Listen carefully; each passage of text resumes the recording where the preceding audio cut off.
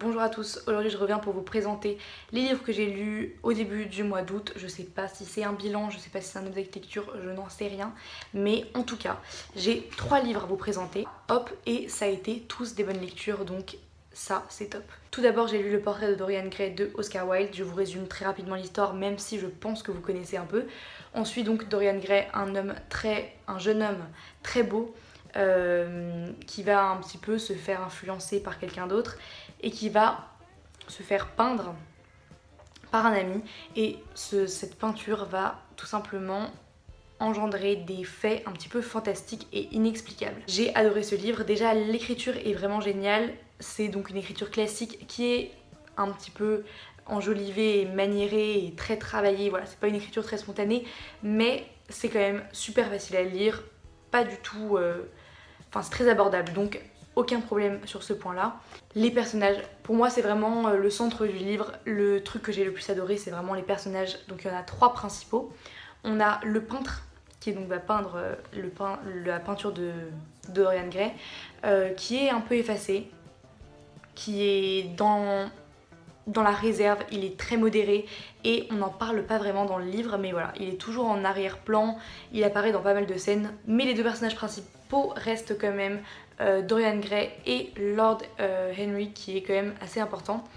Ces 2 personnages sont un peu l'opposé, donc Dorian Gray c'est un personnage qui, au début du livre en tout cas, est très jeune, très naïf et tout à fait innocent.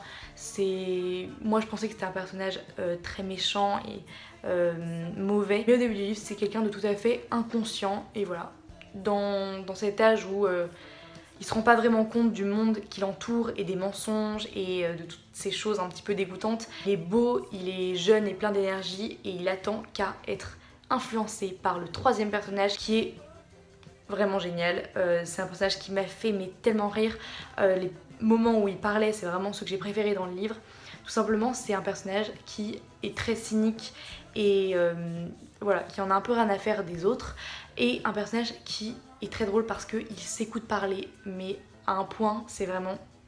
ça devient drôle en fait. Il va sur tout et sur n'importe quoi faire des espèces de phrases pseudo-philosophiques qui ont l'air un petit peu intellectuelles en apparence, mais dès qu'on y réfléchit un peu on se rend compte que l'idée est totalement fumeuse, donc c'est vraiment très drôle à lire.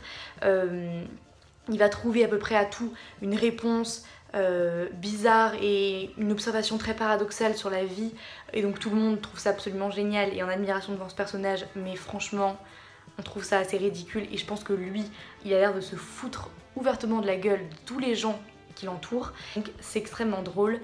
Et ce personnage là est aussi bourré de vices, il va donc influencer en mal le personnage de Dorian Gray, qui va tout simplement chuter comme ça. On va assister à cette espèce de descente aux enfers. Dorian Gray qui au début donc est vraiment à la fleur de l'âge, qui a l'air d'avoir une vie géniale et qui à la fin, sans vous spoiler, est au plus bas.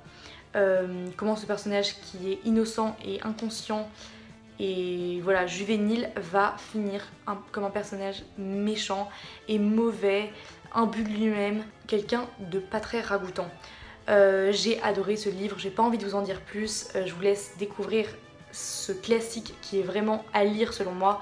Voilà, j'ai vraiment adoré, c'était une super bonne découverte. Ensuite j'ai lu Endgame de James Frey et Niels Johnson Shelton, le premier tome, donc L'Appel. C'est donc l'histoire de notre monde dans de nombreuses années.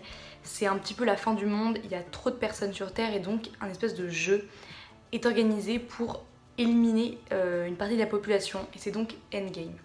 Il y a 12 lignées et les descendants de ces 12 lignées sont entraînés de 13 à 20 ans pour être des joueurs et donc pour participer à Endgame, et l'enjeu de ce jeu est tout simplement la survie de leur lignée. On va donc suivre 12 personnages, les 12 descendants des lignées, les 12 joueurs.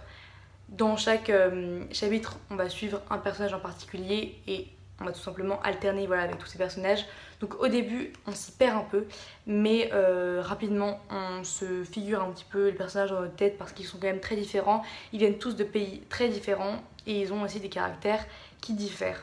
Dans ce livre, il va y avoir énormément d'action, donc si vous cherchez un livre où il y a plein de rebondissements, où on ne s'ennuie pas une seule seconde, où on est accroché vraiment, lisez ce livre, c'est parfait parce que voilà, moi je pouvais pas le lâcher, je me demandais un peu pourquoi, mais vraiment je l'ai lu en très peu de temps parce qu'il se passe plein de trucs et on a envie de savoir la suite. Il y a plein d'actions qui s'enchaînent très rapidement. J'ai bien aimé le fait qu'il y ait plein de personnages, ça apporte une richesse au récit qui est vraiment très importante et qui fait totalement partie du livre. Après j'ai trouvé ça un petit peu dommage le fait que tous les personnages soient pas égaux, dans le sens où il y a des personnages qu'on va voir très peu et d'autres qu'on va voir énormément. Par exemple, il y a un personnage sur lequel on va se concentrer beaucoup plus que les autres, c'est Sarah Alopey, donc la fille qui vient des États-Unis, celle qui est la plus gentille entre guillemets, celle qui se laisse un peu, enfin, qui est la moins agressive on va dire du groupe. Et ça je trouvais ça un peu dommage parce qu'on le sent quand on lit que l'auteur a choisi le personnage avec lequel on pourrait avoir le plus de connexion pour nous donner envie de continuer à lire, pour qu'on s'attache à elle, et je trouvais ça dommage, j'avais pas besoin de me concentrer sur un personnage pour me sentir impliquée dans l'histoire, ça me suffisait amplement d'avoir une vision égale des 12 personnages. C'est le point un peu négatif que je pourrais dire, en tout cas pour ce livre-là pour l'instant. L'autre truc c'est qu'il y a plein de choses qui vont se mettre en place, donc des espèces de mystères. On va se poser la question, qui a créé ce jeu, qui a eu l'idée, qui organise ce jeu, qui choisit comment ça se passe, qui cache la clé parce qu'ils vont devoir chercher une clé et survivre.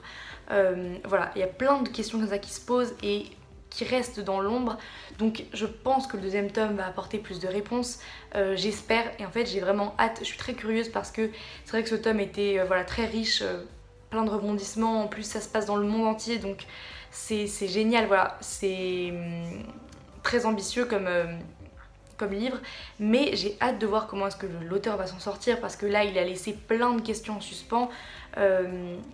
On devine certaines choses dans ce livre et à la fin du livre on commence à comprendre certaines choses, mais c'est vrai qu'au début on ne sait pas trop où est-ce qu'il va aller avec tout ça. Il y a des choses un petit peu fantastiques, on se demande s'il y aura une explication rationnelle à tout ça. Bref, j'ai hâte de lire le deuxième tome, en tout cas je vais m'empresser de le lire. Pour l'instant je peux avoir vraiment un avis complet parce que je pense que le deuxième tome est vraiment en continuité de celui-ci et tout va dépendre sur les réponses que va nous apporter l'auteur dans le deuxième tome. Mais en tout cas pour cette partie-là, j'ai vraiment apprécié pour tout ce qui est action, personnage, c'est très bien fait. On reste accroché du début jusqu'à la fin, on ne peut pas lâcher ce livre. Après, est-ce que le fond de ce livre-là, les explications, le sens qui est donné par l'auteur, est-ce qu'il y a vraiment quelque chose de consistant? Je ne sais pas encore, on verra dans le deuxième tome. Enfin, j'ai lu un tout petit livre, c'est donc Le Puits de Ivan Repila. Je l'avais vu donc dans les nouveautés et je sais que Johanna en avait parlé et ça m'avait donné vraiment envie. Donc on commence l'histoire, on est dans un puits directement avec deux frères, on ne donne pas leur nom, c'est le petit et le grand. Et ils sont dans ce trou et ils ne peuvent pas en sortir, donc dans ce puits. Et ils ont un sac de nourriture qui a été donné par leur mère, mais ils ne doivent pas y toucher.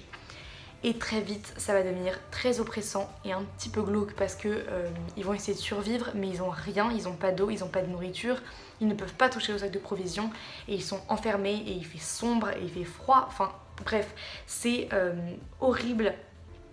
On se sent, c'est tout petit, mais je me suis sentie très vite impliquée dans le livre et je me suis sentie très vite très oppressée et très mal pour le personnage parce que voilà, ils essayent de survivre et ils n'y arrivent pas très bien au début et en plus c'est un peu malsain parce qu'ils sont que deux et par exemple le petit va commencer à devenir un peu fou.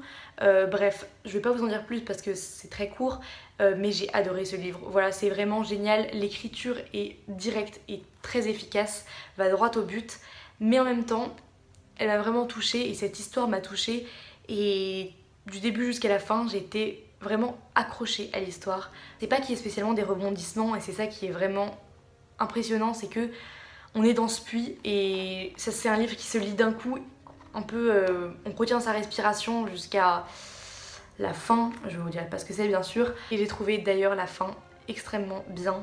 J'avais du mal à voir comment est-ce que ça pouvait se terminer. Dans ma tête, soit ça se terminait très mal, soit très bien, un peu cucul à praline. mais la fin était parfaite selon moi, vraiment parfaite. Bien sûr on va se poser plein de questions dans ce livre, qui les a mis dans ce puits, pourquoi est-ce qu'ils sont là, pourquoi est-ce qu'ils parlent pas de certaines choses et certains sujets ont l'air d'être sensibles, comment est-ce qu'ils vont s'en sortir bien sûr. Je vais pas vous en dire plus mais je vous conseille vraiment de le prendre, ça se lit très rapidement et c'est vraiment une sorte de livre, une petite pépite, voilà, qu'on dévore en d'une traite et qui laisse un souvenir vraiment mémorable dans ma tête. Voilà, donc comme vous l'avez vu, c'était vraiment toutes les trois des super bonnes lectures. J'espère que vous avez passé des bonnes vacances. Moi, je sais que la rentrée approche à grands pas, c'est-à-dire que c'est dans 2 jours, donc je commence à stresser un petit peu. En attendant, je vous souhaite de bonnes lectures et je vous fais plein de bisous.